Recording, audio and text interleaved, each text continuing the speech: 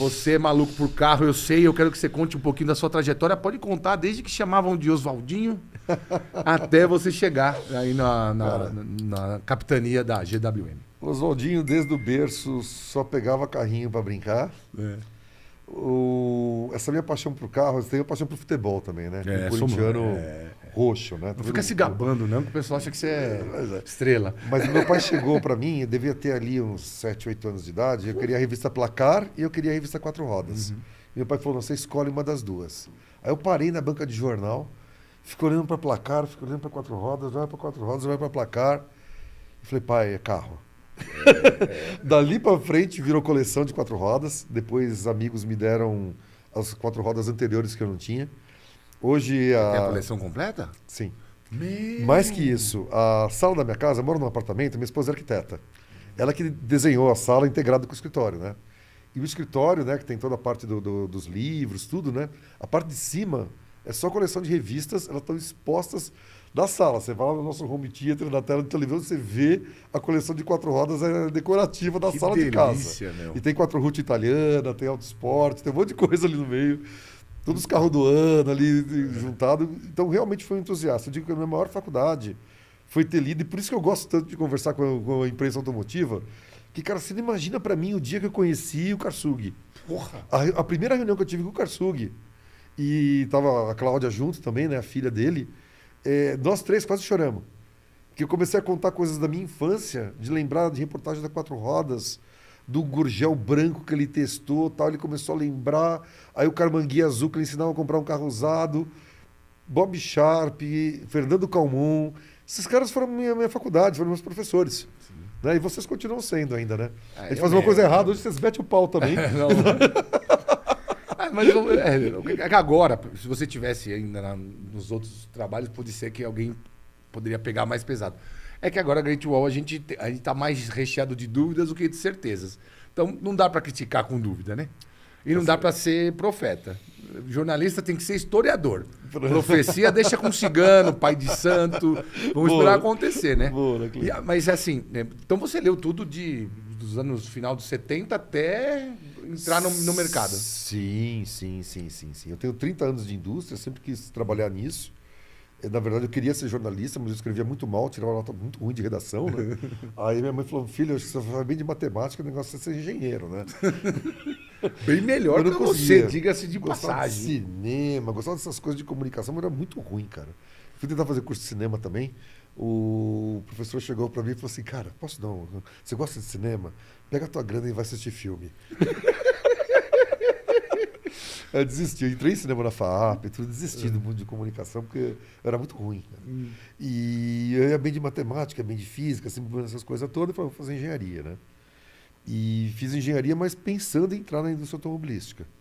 E é muito curioso isso, eu fui prestar para fazer estágio em todas as montadoras, que na época o que existia era a Ford e a Volks virando Autolatina. Isso aí, você está falando de 85, 86? Eu me formei em 89. 89. Bom. Eu preenchi minha ficha da Autolatina em 88. E estava na fusão. E ninguém nunca me chamou. Mas era Ford e Volks, eram juntas, era uma ficha só. Preenchi na GM e preenchi na Fiat para ir para Minas, para Betim, se fosse o caso. E me chamou a GM e me chamou a Autolatina. Só que a Autolatina estava uma zona. Ela estava em fusão, eles chamaram, depois não chamaram mais, ficou um ano sem chamar. E aí a GM me chamou, fiz todo o processo na GM. E, cara, é tão história da indústria automobilística brasileira, porque o mercado ainda era fechado. Foi um pouquinho antes do Collor entrar, né? Com as nossas carroças e abrir o mercado de começar a chegar as primeiras BMWs aqui. 91, né? 90, 91. Eu entrei como estagiário em 89 e eu passei nos dois no candidato de estágio. Na GM, a vaga era no departamento de lançamento de novos produtos para lançar o Ômega. Que delícia, hein? E na Autolatina, a vaga era no departamento de lançar novos produtos para lançar o Escort R3 com motor AP 1.8. E por causa das pessoas que me entrevistaram, eu gostei mais, deu mais sintonia, eu dei ok na Ford. E falei, pô, não falo alemão, nada. Fiquei pra onde? Não, vou falar do inglês, né? Vou falar inglês, que eu falava inglês. Aí fui para Ford e lá desenvolvi minha carreira, que começou em área técnica. Eu sou engenheiro industrial, cara. Ah, você fez engenharia industrial? Eu sou engenheiro de produção, formado aqui na Poli USP. É o hard, né? É o hard, cara. É o raiz, né? Até a parte de mecânica e a parte de fábrica. E eu entrei na manufatura. Porra, e mais hard ainda. A minha primeira aula de negociação foi com o sindicato.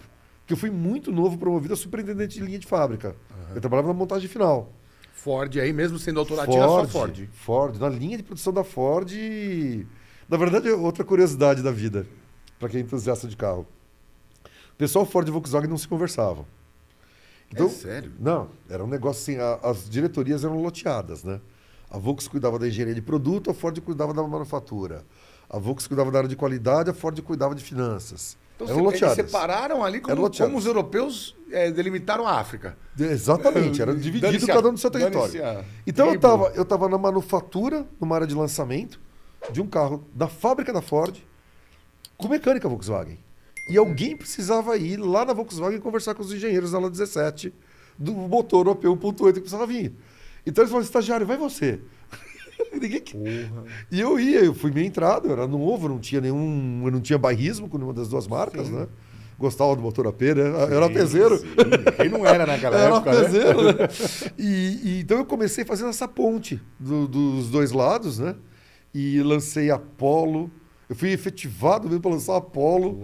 Depois eu fui líder já do programa de lançamento do Logos Verona, Pointer. Não, mas tinha Apollo e Verona. Apollo e Verona.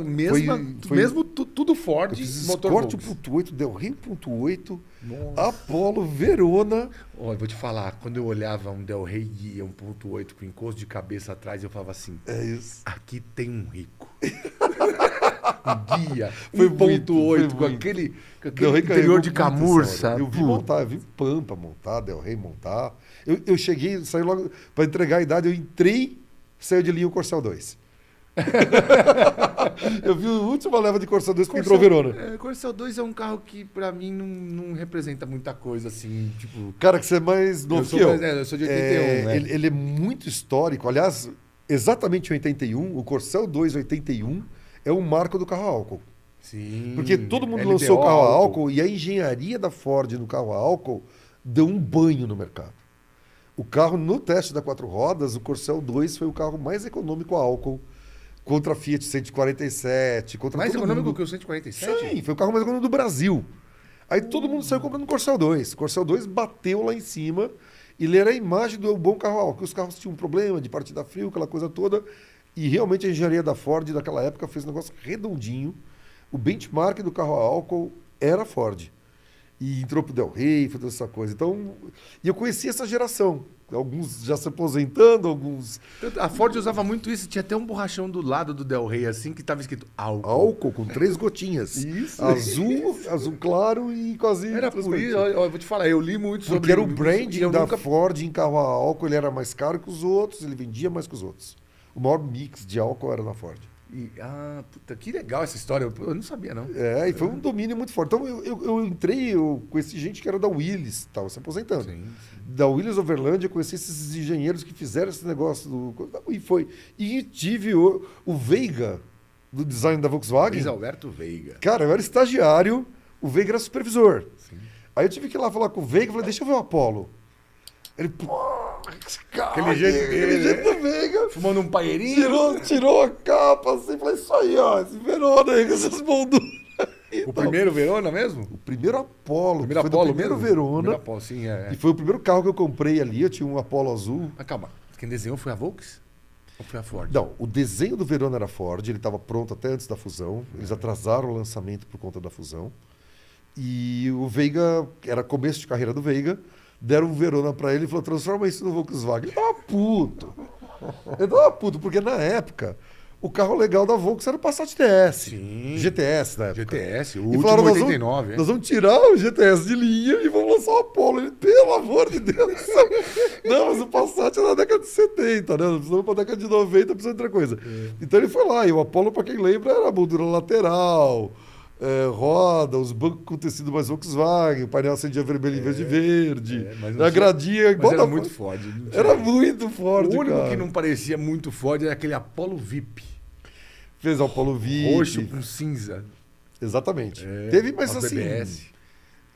Mas depois a gente teve o Logos, né? Aí o Logos, aí sim aí foi o grande ponto do Veiga. Sim, o Logos e o Pointer. O Pointer, eu vou te falar uma coisa, o Pointer até hoje, se você colocar um carro com uma marca X e botar um Pointer na rua, ele é um carro atual. O tal e o Nibus que não nos deixa mentir. Não tô nem dizendo isso. E o Pavone veio aqui, ele não citou isso, mas ele obviamente sabe que aquilo é uma referência. E é muito do Veiga, aí é o Veiga. Cara, é a gente Veiga, em 89, eu fui promovido, né, para ser líder desse programa para lançar o Pointer em 94. Ele nunca foi lançado direito, né? Porque as engenharias e manufaturas nunca se conversaram e o carro não saía de linha e um acusava o outro que era problema de engenharia, o outro acusava que era problema de manufatura e o carro não saía. Ele era revolucionário para a época. Mas a gente olhava o desenho do carro, quando eu vi com o Veiga o primeiro carro, o primeiro Clay, né? Ainda fazia carro em clay, né? Sim. Barro, né? Não, ainda faz, viu? Sim, mas hoje bem é o robô que faz. Também tem isso, né? É o robô que esculpe. É verdade, né? é verdade. Na pazinha. Antes era na pazinha. talhadeira e mão. Eu vi. Foi 30 anos de carreira. A gente viu de fax começando a clay sendo esculpido na mão. E quando a gente via aquele produto, eu falava, cara, esse produto ele era muito à frente do seu tempo. E o desenho ele ficou atemporal, né? Se você olha, né? Da mesma forma que nessa linha de... Eu sempre peguei esses... Vou explicando um pouco da minha vida, né? Peguei esses lançamentos de novos carros, né? Que é uma hora que você precisa conversar com todo mundo. O que a engenharia está fazendo, até o que a manufatura vai fazer, o que marketing está fazendo. Você pegar o gerenciamento do programa. E eu fiz muito gerenciamento de programa, por isso que uma visão me contribuiu até hoje, que era multiárea, como que lança um carro, né? Você não faz ideia, quando eu fui destacado na separação também, da Ford e da Volkswagen, aí eles pegaram, ficou um monte de engenheiro tudo na Volkswagen. Aí eu era da manufatura nessa época, da Ford, e eu era gerente ali. Eles falaram assim, nós precisamos de um cara que fala inglês, que precisa ir para a Inglaterra, lá para trazer os carros de lá para cá agora, que não vamos fazer mais carro junto com a Volkswagen. Então ia nascer o projeto de Fiesta Kai Courier. 96, lançado no Brasil, 96, 97. Era da Espanha no começo, né? E eu fui para lá, eu fui para a Europa. Bons momentos da minha vida. Começo da música eletrônica em Londres, Valência, Ibiza. Ibiza começando nessa época. Porra, Ibiza começou. Você já era casado? Não, imagina. Já era casado? Não. Aí eu vi vantagem. Não, foi o segundo ano que Ibiza bombou, que eu ia lá a trabalho. Porque ir casado para Ibiza nessa época era como ser um leão sem dentes. Era mais hard que hoje. Não, o negócio estourou pro brasileiro em 2002. Não, hoje é Nutella. Hoje é Nutella, era outra coisa. Hoje é Nutella total. E eu ia mandaram ele trabalhar lá, ficava 2 semanas a cada 2 meses lá. Jovem, né? Aí eu cheguei na mesa, eu fui para Espanha, e cheguei na mesa de um engenheiro que me disseram, o cara do desenvolvimento do Ford Ka é aquele lá. Fala com ele. E eu não tinha visto foto do carro, nada ainda. Não existia nada. Aí eu cheguei pro cara, comecei a conversar com ele, é você, o programa aqui, B146, o cara falou, sou eu, tal. Pô, você é o launch manager do Brasil, vou te levar para ver um protótipo agora. Aí a mesa do cara, que nem tá aqui esse copo d'água aqui assim, sim, tinha um aquário, velho. Tinha um aquário assim na mesa dele, mas era um aquário estranho, porque tinha uns fios do aquário. Aí eu perguntei para ele assim em inglês, falei, o que é esse aquário aqui? Ele falou, isso aqui vai ser o farol do carro. Eu falei, você tá louco? Era um triângulo de vidro. Imagina um farol do Ford Ka em 1994. Você vê um farol em cima da mesa. Em 97? Foi lançado em 97. Aí nós descemos para a fábrica piloto. Eu vi o carro e falei, imagina que isso vai para rua no Brasil, imagina, isso vai acontecer. E aconteceu. Você imagina o dia dessas fofocas de Autolatina, né? Uhum. A gente tinha uma rota de teste que dura até hoje. A rota de teste que a Ford e a Volkswagen fazem é a mesma pelo Brasil. De durabilidade, tudo que todo mundo faz. Você faz um 8 pelo Brasil, é o mesmo. E tem o que faz no Piauí, o que faz no Mato Grosso, exatamente pelo teste de calor, tudo, né?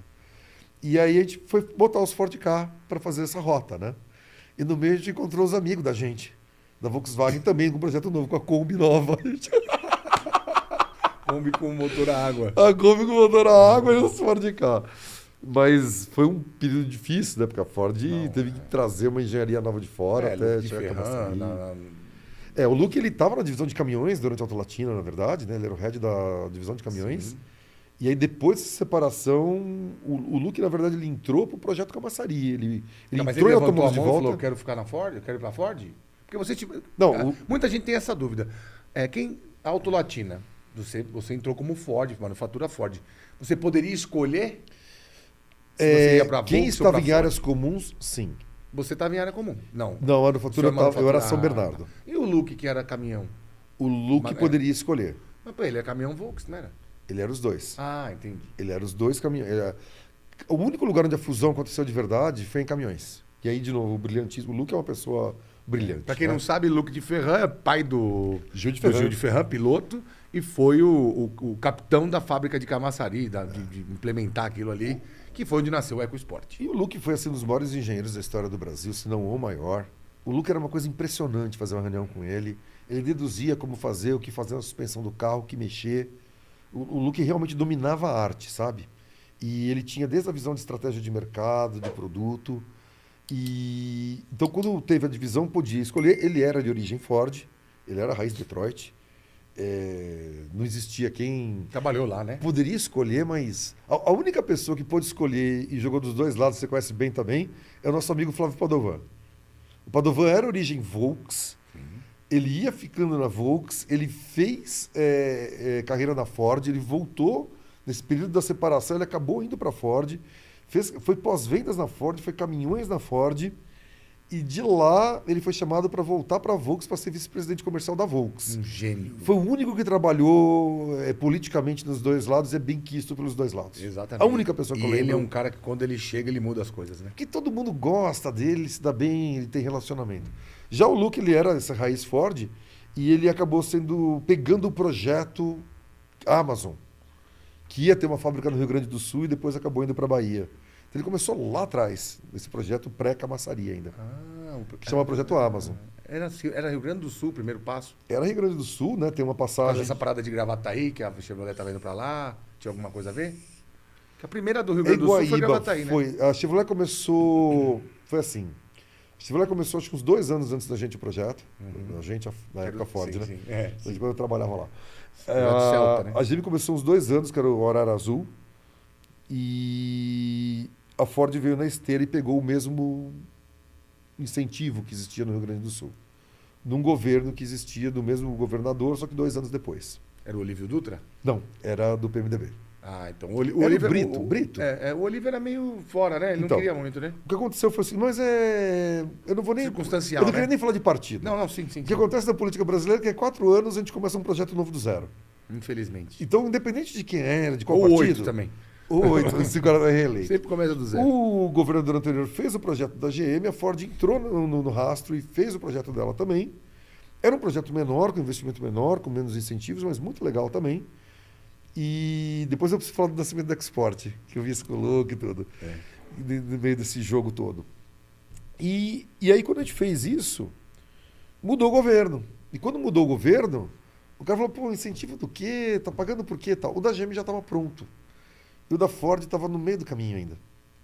E aí teve uma disrupção entre Ford e Rio Grande do Sul, porque ele falou não tem incentivo, então também não tem fábrica. E aí a Bahia vem oferecendo muito mais, né? O pacote até hoje 25 do Plano anos, Nordeste. Né? Não, e muito mais eu digo porque esse pacote que existiu no Plano Nordeste, até hoje, que na verdade ele pega Norte, Nordeste, Centro-Oeste, hoje em dia ele foi estendido ao Centro-Oeste, ele além dos incentivos estaduais que tinha no Rio Grande do Sul na época, ele tinha incentivo federal. E aí foi avassalador. Os incentivos realmente do Nordeste, aí realmente faz a diferença. Todo mundo que atua ali tem um resultado financeiro diferenciado e paga o investimento, né? Faz um investimento numa escala maior. E o produto que estava ali no meio, e por isso que eu sempre fui muito voltado assim, com o mercado, com essa coisa toda. Em 97, a gente já estava, né, pós-separação, fazendo produtos da linha Ford, e a gente foi lançar a Courier. E eu era o gerente de manufatura e o gerente de engenharia era nosso amigo também de mercado, Márcio Afonso. Pô, Carro Sherry, que agora... A sala do lado era o Márcio Afonso. Saiu, né? Saiu da Caoa Sherry. Exatamente, que fez construiu todos os produtos da Caoa Sherry. O Márcio é outro, assim, porque eu falei, o Luca é o mais brilhante. Não, mas o Márcio, atuando, o Márcio é o mais brilhante. Ele é brilhante. Um banho de humildade. Não, e ele é incrível. Ele fez o motor Rocan do zero. Sim. Ele foi lá, porque os motores eram caros da Europa e não usavam na mesma faixa de rotação que aqui no Brasil a gente usava. E tinha a questão do flex, tudo que ele foi construindo depois foi incrível. E teve o Salão de Detroit, era sempre em janeiro, né? Porque quando neva bastante... Menos 18. E ninguém quer chegar em Detroit, eles fazem um salão automóvel no meio da neve. Ninguém entende até agora, eles vão mudar, né? Porque ninguém entende por que... No meu aniversário, fazia bolos de neve. Cara, eu já passei, e o meu aniversário também é no primeiro trimestre, não é em março. E eu passei aniversário lá, cara, é deprimente. Deprimente. Eu tinha que ir no topo do hotel ali tomar um uísque, ele ficou ali na neve. Descobre que as árvores podem ser cinzas. Cinzas. E o Salão de Detroit era lá. E os caras me ligaram, tal, que eu tinha os protótipos da Courier na minha mão, e pediram uma Courier. Foi produzida uma Courier, Salão de Detroit, de janeiro de 97. Chamava Courier F1. Era amarela com umas coisas pretas, eles transformaram, era um negócio, o que a gente chama de cross adventure, né? Sim. Eles levantaram a Courier, tal, fizeram um negócio bacana lá. Foi um sucesso o Salão de Detroit. Aí, antes de começar o salão, o Márcio, uma noite, entra na minha sala e falou, Oswaldo, você mandou uma Courier para os Estados Unidos? Eu falei, mandei, vai ter um salão automóvel, tal, os caras pediram aqui e tal, porque eu tinha muito contato com o pessoal de marketing, né, que estava organizando, e o pessoal de engenharia mal sabia que aquela Courier também foi coisa de marketing, né? Aí o engenheiro-chefe foi uma pessoa histórica na Ford também, foi ele o grande engenheiro-chefe de toda a linha global da Ford, agora que a gente lançou, que eu tive o privilégio de lançar como diretor de marketing de 2012 a 2014, né? Era o Derek Cusack. Na época, o Derek Cusack, ele era o engenheiro-chefe de picapes e SUVs global da Ford. E ele olhou para a Courier, ligou para o Márcio Afonso e falou assim, vocês estão fazendo uma picape em cima do Fiesta? Por que você não faz um SUV? E aí o Márcio vai no Luca de Ferran, fala a ideia do Derek Cusack. Realmente, aí veio o guardanapo do Luca de Ferran. Já viu a história do guardanapo? Sim, essa é o clássica. Guardanapo veio nessa história. Porra, vamos desenhar isso. E parecia uma Subaru Outback, que é o carro que tinha na época. Quadradinho, pegaram uma Courier, virou uma perua levantada. Sim. E depois um rapaz que é muito meu amigo hoje, que está até hoje, assim, ele está na China. O Fabrício, ele era estagiário da área de design. Já tinha o João Marcos depois também, mas o Fabrício é de antes do João Marcos. Desenhou. Faz tempo que eu não vejo. Desenhou export ali, tinha a assinatura do Fabrício. Foi uma coisa... E 100% Brasil. 100% Brasil, cara. E foi a Europa falou, esse carro é uma furada, não existe, não queremos. Não, eles fizeram um carro que Fizeram Fusion. Eles pegaram o nosso carro e arrebentaram com o carro, transformaram ele numa fusão de uma minivan, tiraram o step atrás e tal. Era um EcoSport desenhado pela Lourença, minha filha. E os americanos pegaram e falaram assim, esquece dos europeus que eles estão malucos, vem aqui que a gente projeta o carro para vocês. Foi um monte de brasileiro liderados por outra entidade do mercado, Cássio Pallarini. Cássio Pallarini foi para lá e montaram essa EcoSport ali. Então, a gente vai vivendo essa indústria toda. Que profusão de gênios tinha a Ford, né? A Ford é uma das maiores fábricas de recursos humanos que tem, por vários motivos. Primeiro, realmente a filosofia. Você pode gostar de um diretor, de uma gestão, não gostar de outra. Não estou falando das pessoas, tá? A filosofia de RH da Ford é absurdamente robusta. Eu digo isso porque meu pai era da área de RH e ele tinha todo um grupo de apoio de grandes multinacionais. A Ford era uma referência em escola de RH. E muito forte em toda a estrutura de desenvolvimento de pessoas. E realmente eu não tenho o que falar da Ford na minha formação. Porque muitas vezes eu falo assim, agora eu vou ser diretor de marketing. Eles me põem de diretor de vendas. Eu falo, Katsu, mas eu estou pronto para ser diretor de marketing. Não, mas você vai ser diretor de vendas agora. A Ford não te coloca no lugar onde você vai desempenhar mais no curto prazo. Ela te coloca no lugar que você vai aprender mais e virar um executivo mais completo. E estou aqui, eu sou um resultado disso. Do meu pai, que era RH, e falou, vai fazer engenharia e depois você vai trabalhar em marketing. Um plano de vida que ele me deu.